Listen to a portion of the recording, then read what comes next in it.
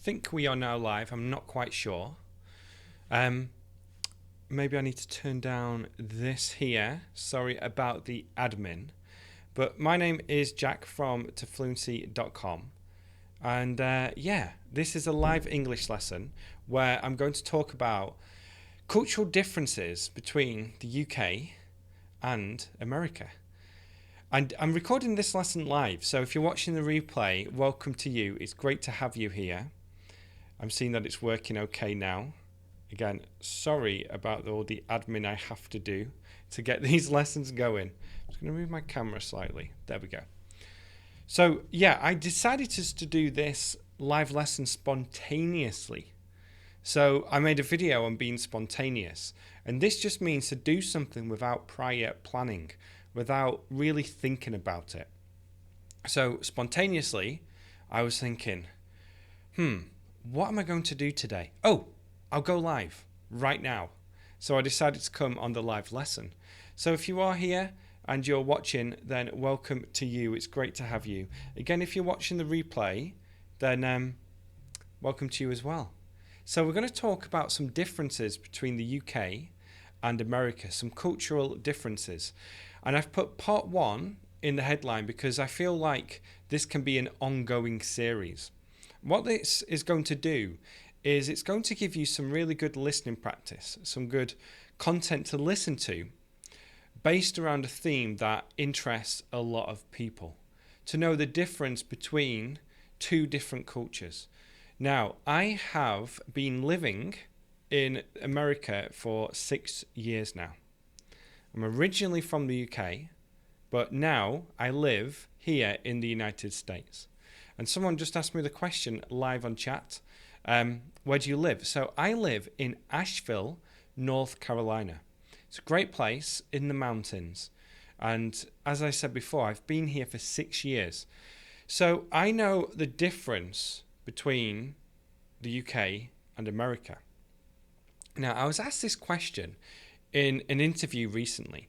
What are some of the biggest cultural differences between America and the UK, British and Americans? And it took me a little while to think about the big differences because I've been living here so long that things seem normal to me now. I'm used to living here. Great phrase to know, used to. I am used to living here now. It's normal for me, it's natural. So it did take me a little bit of time to think about that. And what I decided to do was actually just research this, look it up and see what other people are saying. And I'll leave the article in the description later. But I found something on Quora, which is a Q&A website. People ask questions, other people answer them. I'm sure you've heard of it or heard of someone talking about it before. So someone just asked, what are some cultural differences between Americans and British that are not political or religious in nature? So there are obviously some political and religious differences, but this person wanted to know things that aren't to do with this, that have nothing to do with religion or politics. And the answers are fantastic. There are a lot of differences here that people talk about. And I agree with the majority of these. And I want to talk about 1 or 2 in this lesson. And then also what we'll do is we'll continue doing this in a different lesson as well. So I'll add more as we go along. Let's start with this one. And this is one that I talked about in the interview that I gave. And it says here, in the UK, self-deprecation is more normal. Okay? Self-deprecation. And they say in America, self-aggrandization is more acceptable. So self-deprecation is where you're talking about yourself and you're talking yourself down. You're making fun of yourself.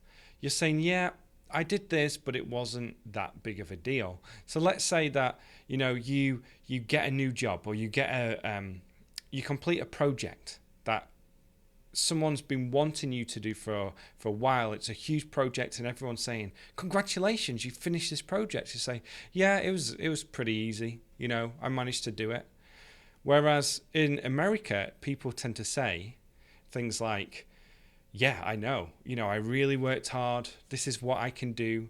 I just use my skills and I can do these kinds of projects. So people, great difference here. People in America taught themselves up, and in the UK, people taught themselves down. That's usually a big difference. And this is shown in humour as well. So in the UK, a lot of people like to use self-deprecating humour to make jokes about themselves, to talk about themselves in not such a positive way. So that's a big difference. People in the UK are more self-deprecating. I'll leave these words in the description with some kind of definition for you. In the US, people aren't. People taught themselves up. And this person said, this is obvious when you read people's resumes or CVs. So if someone's applying for a job and they're British and someone else is American, usually the American will taught themselves up. Talk about the good things, maybe exaggerate a little bit. Not lie, but exaggerate a little bit to say that they're better than maybe they actually are. Whereas in the UK, it's difficult for us to talk about our achievements, talk about our success, and to really tell people about this. So that's a big difference. And I really like that one because it can be quite subtle. It's not always that obvious, but definitely this happens here. So I want to say hello to some people in the chat. Evelyn, Siti, Don, Twaral, and Learning English is here. So it's good to have you all you guys watching. If you're just joining, this is a spontaneous live lesson, which means that I didn't plan it. I just decided to do it right now. Another one here is this. Brits tend to complain more. Brits tend to complain more. Whereas Americans are more positive. Now, there's a great phrase here, great saying. Is your glass half full or half empty? So I'm sure there's a similar idiom or phrase in your language. So you have a glass or a cup.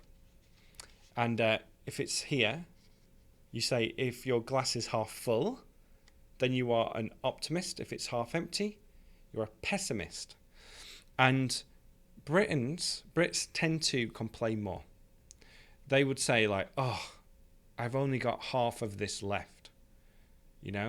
I've only got half of this left. Whereas Americans, according to this, will be more positive about things. Now, if you know me and you've been following me for a while, you'll know that I'm a very positive person. So when we're talking about cultural differences, we're talking a little bit about stereotypes, but also just the general feeling. And obviously, there are exceptions and differences within the UK and within America. But it's saying here that Brits tend to complain more. This is very true. I noticed, and just from my time growing up in the UK and being in the UK, that we like to complain about the weather and traffic. It's something that we always complain about. It's raining again. I was stuck in traffic for hours today. Now, usually, this type of complaining isn't that strong. We're not shouting, we're not angry, but we just like to moan. We like to whinge. To whinge and to moan. Two great words to know here. So we like to whinge about things, we like to moan about things. Usually the weather and traffic, those are two obvious things. Also, we like to whinge and moan about the healthcare that we receive. That's another thing as well. But as I say, I'm a really positive person. And I don't have that trait. I don't whinge, I don't moan, I don't complain at all, really. It says here, however, and I'm sure you have seen this poster, that Brits like to have this mentality of keep calm and carry on. Keep calm and carry on. So when there's a tragedy, then we'll just continue our daily lives. We We won't go into mourning. Obviously, we're upset, you know, some kind of national tragedy. But generally speaking, people will stay strong and carry on and do what they normally do. So there is that kind of mentality as well. But we like to complain about the little things. Brits like to complain about the small things. So that's definitely something that is true. Just got a couple of things here. Zena is here. Thank you for your lessons. They are pretty awesome. Carry on, please. Thank you for being here. This lesson is spontaneous, and I'm giving you some good listening practice today. Some really good listening practice. And I love going live on YouTube. It's so much fun. I need to do it more often. Other things that we can talk about here. The respect for authority. Respect for authority. Okay. So Americans tend to respect their president within, you know, if some people are a little bit crazy here, obviously, but on the whole, your regular person will have respect for the president. They will respect the president. And in newspapers, there's a lot of respect there. However, sorry about that. In the UK, that isn't as strong. People make jokes about the Queen. People make jokes about the Prime Minister. In a way that doesn't happen the same in America. So there isn't that same respect for authority in the UK. I think people are a little bit more rebellious in the UK, from my experience, and also from what this person is saying. I haven't really, you know, had enough time to know if this is completely true. And what's going to be interesting is to see what happens with my son and to see how children respect authority, growing up to their teachers. This is also true in terms of people who are in the armed services, in the army, firemen, police. A little bit more respect, although obviously there are problems here as well. But that's another good difference too. So we've had 3 differences so far. I'm just going to summarize what we've had. The first one, in the UK, people are more self-deprecating. They talk themselves down. In the US, people are more self-aggrandizing. You know, they'll talk themselves up and say how great they are, how wonderful they are. And I think this is also true when Americans are a little bit more confident. They're more confident and outgoing. We'll talk about that in a later lesson. Brits tend to complain more and whinge, but they have that stiff upper lip, that keep calm and carry on mentality. When something goes wrong, you know, they'll just get on with it and do their best. Very stoic and pragmatic in that sense. And then finally, we just had respect for authority too. So Americans tend to respect the president a little bit more in the general society. Respect different institutions too, like the armed services, teachers, those type of people. In the UK, that's not as common. People like to make fun of people in authority. So there's some good differences there. And what I'll do is I will leave some notes in the description below.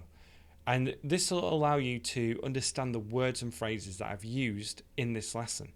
There's a lot of advanced stuff here, a lot of advanced words and phrases. So this is great practice. And what I want you to do is to talk about what your culture is like in terms of what we've talked about today.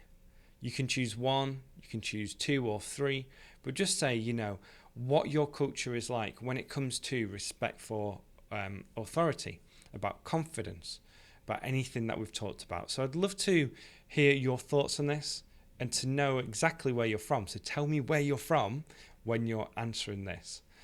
Also, if you are new here, or I'm going to come back in focus. I'm out of focus. 1 second. I'm going to just focus myself again. And you're going to see something on the screen now. This is kind of crazy, but this is the screen that I'm using to record these videos. So you can see the battery here, and this is all the different information about the video that I'm making. So please ignore that. But if you're new here, or if you haven't got it already, then download my book, The 5-Step Plan for English Fluency. Go to fluency.com/book. So I will end it there, and I will speak to you all soon. So please share this lesson if you found it useful. Speak to you soon. Bye-bye, everyone.